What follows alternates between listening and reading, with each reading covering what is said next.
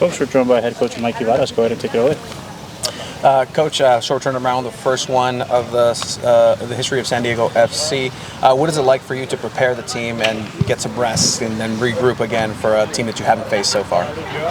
Yeah, so we're kind of like halfway through that challenge already because we did Saturday, Wednesday, and then now obviously Wednesday, Saturday. It's about getting the group recovered mentally, physically, getting them quickly able to reset and refocus, and this is a great challenge, but it's what we love because we love playing games. And then now with the third of the season gone, you're starting to see teams that you've never faced, but there's a lot of film of how they play this season. Likewise on the other side, what are the interesting challenges in preparing for that? Well, when you have a short turnaround, you have to pick the most important things that will matter because the guys are still recovering from the last game while preparing for this game. So we don't want to overload them with too much information, keep things as simple as possible, make sure that we focus on ourselves, but it's up to us to show our value in our craft, to pick 2 to 3 of the most important things that we can show them that will help them be successful in the night.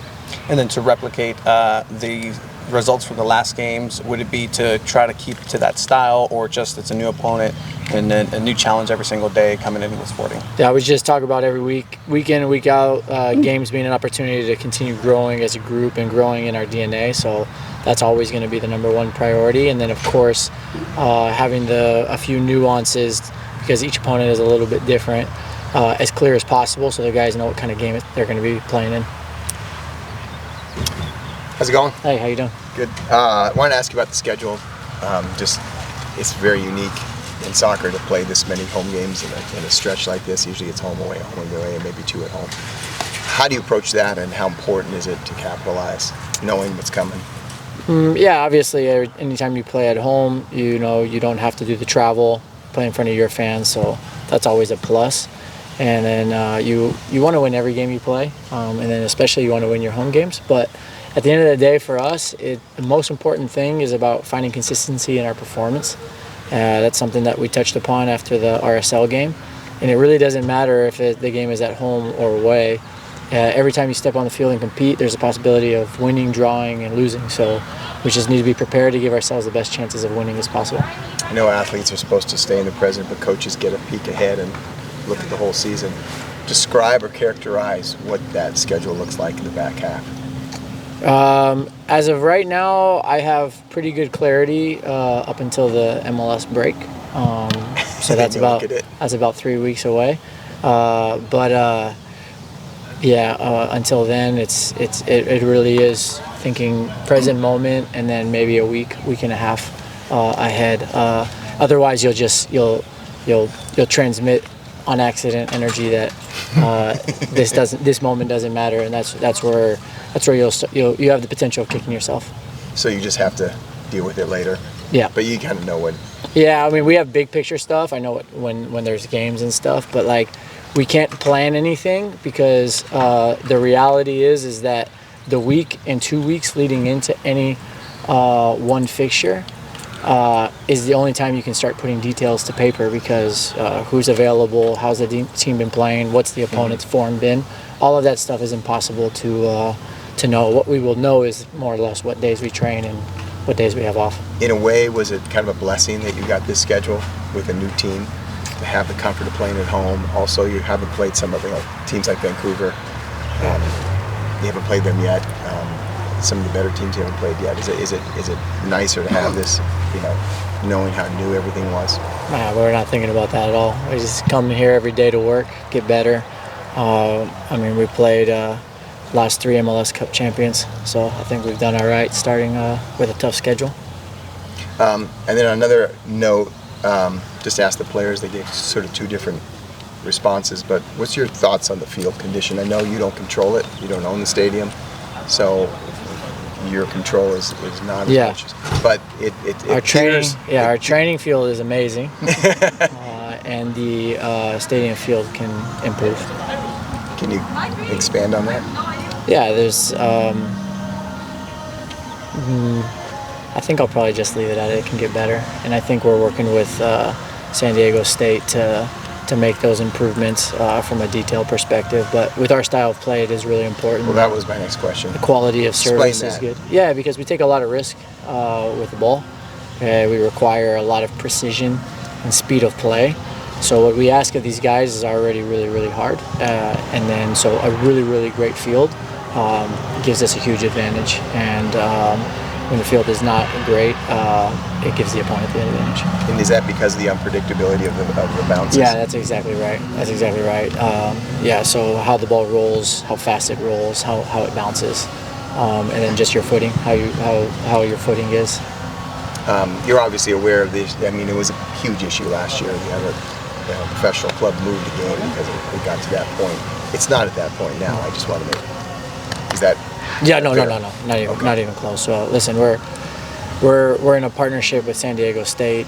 We believe that all of us are in this with the same objectives in mind. And right now, it's just like coming out with the guys or with me. It's about giving feedback week in, week out.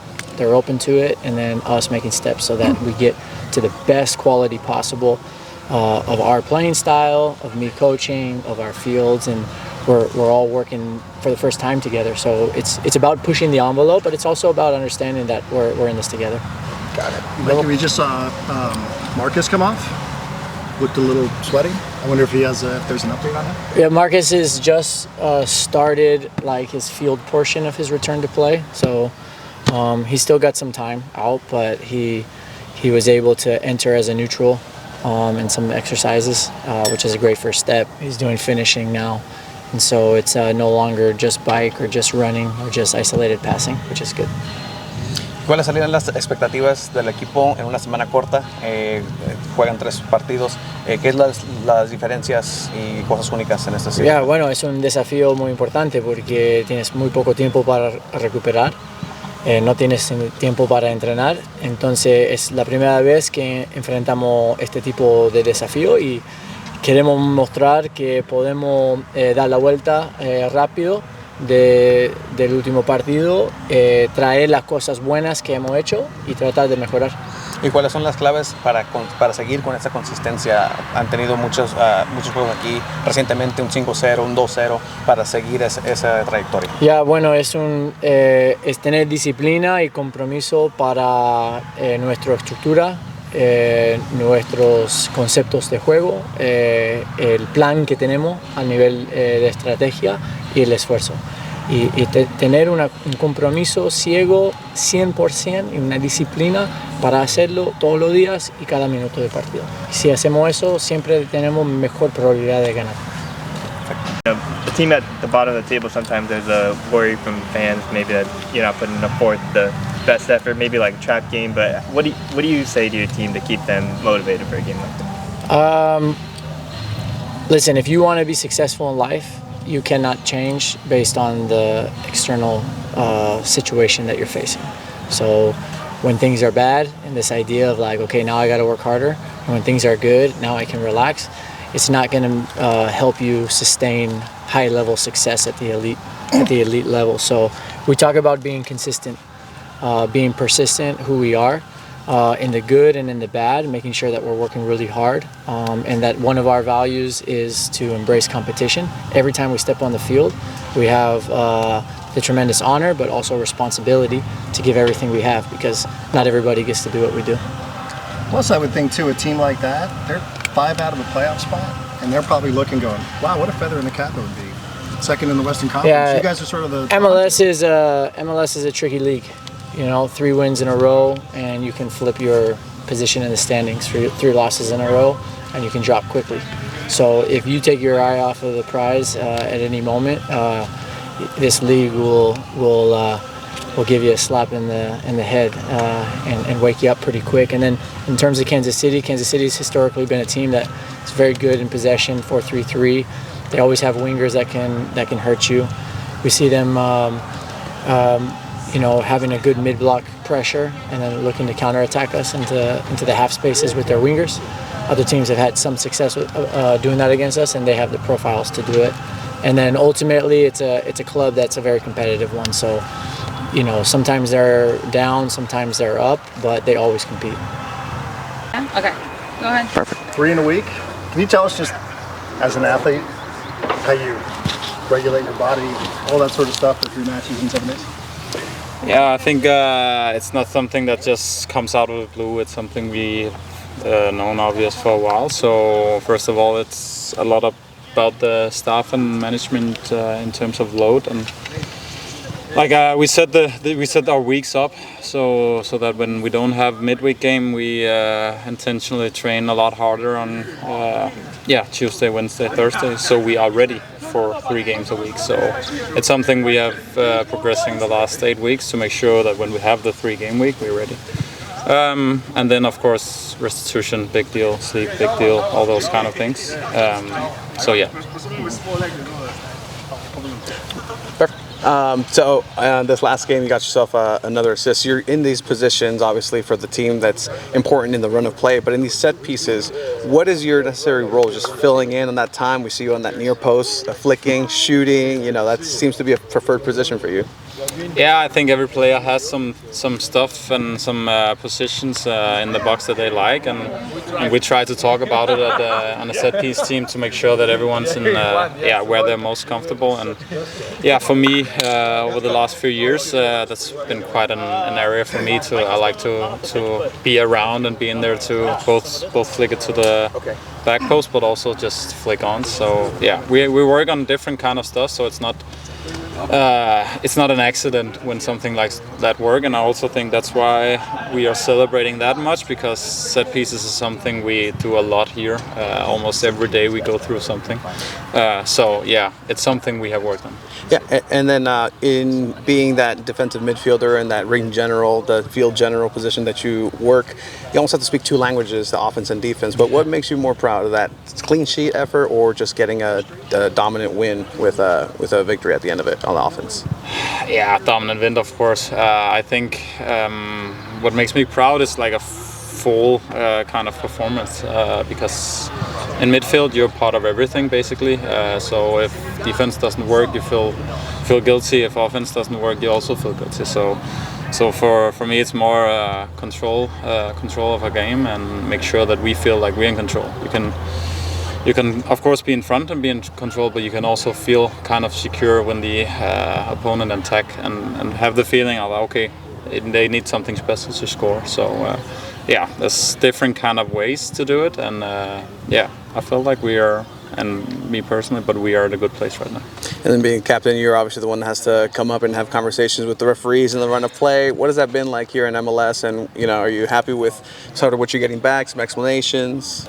Yeah, I feel like every league you go to, there's people always talk about refs and stuff, and I've always had the view of I feel they have one of the most difficult jobs there is, because like people usually only talk to them when they're unsatisfied with something, or vice versa. But I feel actually here one of the good things I've experienced that they are good at explaining and they are talking to you, which is for me the most important playing football, because like we make mistakes, they do sometimes also, but if they just tell you how they saw it and why they did what they did, it's for me it's fair. We have VAR to take the big ones out of it, so they also have help. So for me actually it's been very positive up until now. Communication is for me the biggest point. And then what are some of the things that are coming up during training in terms of chemistry building, the fun aspects, the banter with the teammates? Like, what's that been like now after a third of the season gone in? I think it's been there from the start, really. We have the special thing with this club is that you get to a club where kind of everyone wants to be there. Like normally when you go to a new club or something, people have maybe been there a year or two too much, or somebody want to be sold or some, I don't know.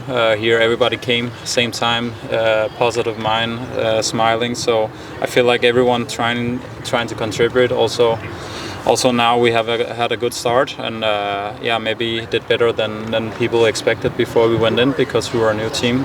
That also brings up the mood. So right now it feels like we have good harmony in general throughout the squad, and it reflects on the game, because I feel like we are at a place where people also run the extra meter for the guy beside you, or like want to do the stuff we talked about. So yeah, we're at a good place. How much, I know as an athlete you just kind of want to play one game at a time, but how much have you tweaked with the schedule? And it's a very unusual schedule. You have so many home games right now, which means the road games are coming, Yeah. the East Coast trips are coming. How important is it right now to capitalize on that? Yeah, I think we saw heading into May, like it could be a big May.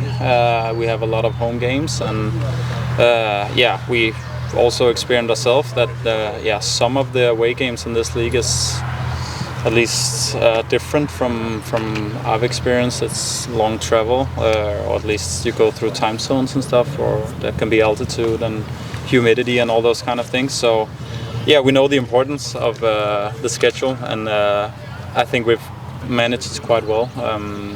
I actually think for specific our style of play, it shouldn't matter that much playing home and away, because we wanna take control of the game usually, and we're not one of those teams that just only get going by energy from home crowd and getting into the squad. So I feel we have the capability of winning a lot of away games also, but obviously we love playing at home at Snapdragon, and we get the energy from the fans, so we need points. Was it? Have you ever encountered a schedule like this? I mean, I know in Europe it's almost always one home game, one road game, and every now and then you get 2 home games or 2 road games, but never 5 out of 6 or anything like what you're going through right now. No, I never tried it before. No, so it's the When first. you looked at it, did you say, "Wow, this is kind of interesting"?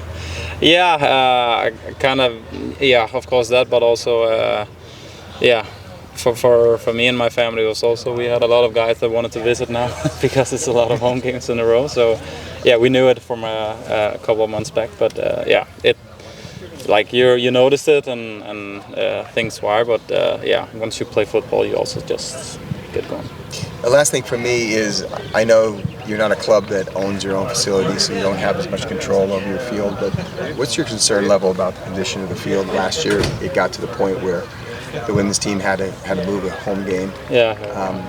It appears to be deteriorating a little bit. Not that bad, but No. what are your thoughts on it? Yeah, we actually talked about it also after the game, the last game, because you kind of feel it, especially progressing through the game. It gets a little bit, I don't know if it's loose, feels there's a lot of sand already now put onto the pitch, which yeah, probably would mean that yeah, it's not struggling, but maybe yeah, a couple of games maybe too much on it. I don't know.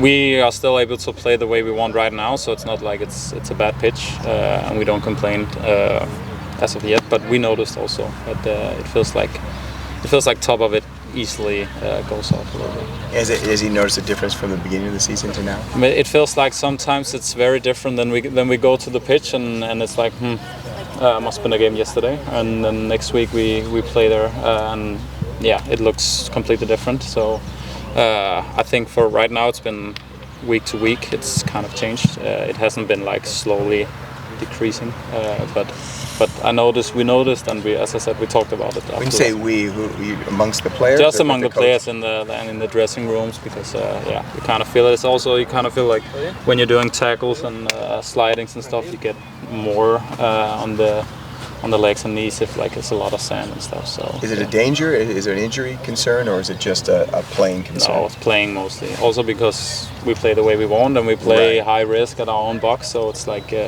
yeah, if the ground is a little bit shaky, it can at some point, you know. So good point. yeah, Got it. Thank you. of course. Any more questions? Thank you. All good. Yeah, but Yeah. How are we doing? How's it going? Good, thanks. CJ, you had a big game this last home game. Can you just take us through the emotions about compartmentalizing everything after coming back and training, as you have a game tomorrow, first midweek match for this team? You know, after a performance like that, after a win at home like that, such an important game in a big week, midweek game. It's kind of hard to sleep after a game like that. You know, adrenaline running high, emotions running high. But then it's just really important for us to kind of get centered back again and kind of get refocused on the training pitch. And then, like you said, just a quick turnaround. You know, that's been the biggest challenge for us these last couple of games. Just a quick turnaround. Saturday, Wednesday, Saturday type of games is a different type of challenge. But then we're back centered. We're back ready to go and ready to go again tomorrow. And so one of the chances that the opposition's been having for you is obviously you play up top and they try to lob it for you. This time around you had a great save by La Foto for the picture. Could you take me through those moments of like, this is a reality with the style of play that you're going to have to face those teams that will be scouting out where your location is, and is that really in the back of your mind at all times, or just as it comes? I mean, I try to help my team out as much as possible, and being as close to the ball as possible, whether we're in possession or whether we lose the ball, like I want to be as close to the play as possible just so I can facilitate as much as I can. In reality, like it's a part of what we have to deal with and what I have to deal with, and that's completely fine. I'm ready for whatever the game comes at me, and I'm just ready for whatever happens in the game. I'm always focused on that. You faced a couple of penalties this season. Your first penalty stop. Take us through that.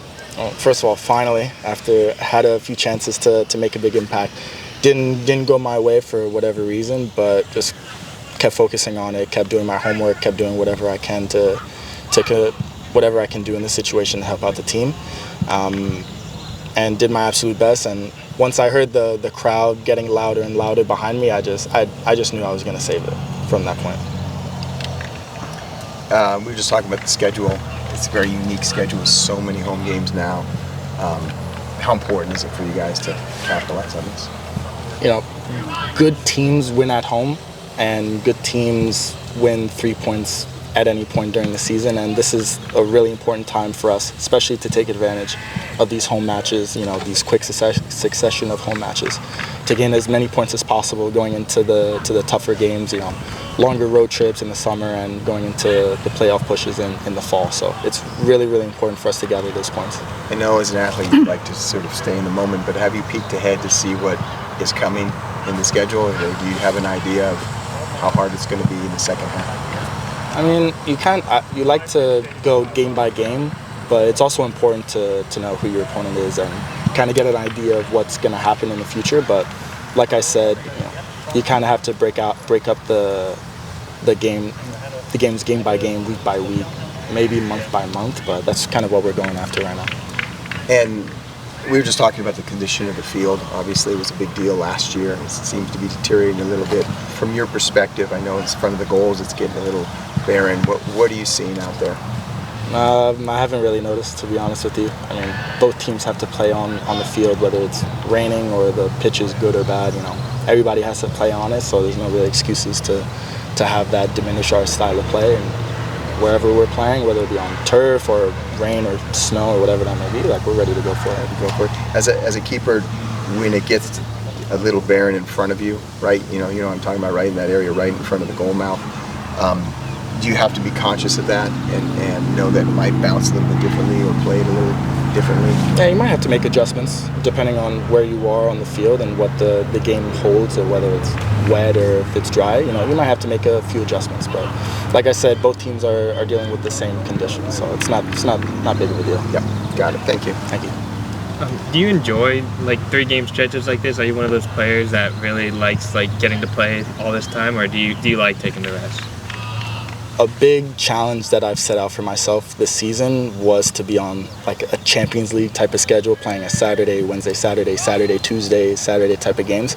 And I was really, really excited to see this week of games, and then in a couple weeks' time, that the schedule that we have now. Like, I love to play. I'm here to play. Every opportunity that I get to play, I'm really excited to play. So I was really happy to see that we have a schedule like this, to show myself and for the players around me to show themselves that they can do it as well.